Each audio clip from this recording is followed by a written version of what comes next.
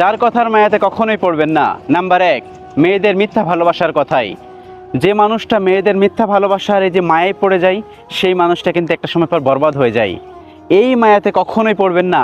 মেয়েদের এই যে মিথ্যা আশ্বাস, মিথ্যা বিশ্বাস, মিথ্যা কথার আড়ালে যদি আপনি পড়ে যান, তাহলে একটা সময় পর আপনি বরবাদ হয়ে যাবেন।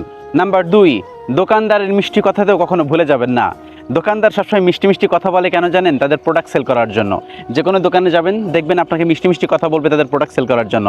এই মিষ্টি কথাতে কখনো পড়বেন না, তাহলে কিন্তু আপনি খারাপ দিকে চলে যাচ্ছেন বা আপনি তাদের প্রলোভনে পড়ে যাচ্ছেন। নাম্বার 3, কষ্টের কথা বলে যারা টাকা ধার নেয়, এই ধরনের মানুষের মায়াতেও কখনো পড়বেন না। যারা কষ্টের কথা বলে টাকা ধার নেয়, তারা কিন্তু খুব খারাপ।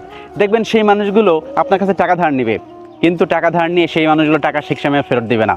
এই মানুষগুলো আসলে খুব ভয়ঙ্কর। এই মানুষগুলোর কথায় মায়াতেও কখনো পড়বেন না। এবং নাম্বার 4, যারা কথায় কথায় কসম কাটে, এই মানুষগুলোর মায়াতেও কখনো পড়বেন না। দেখবেন কোন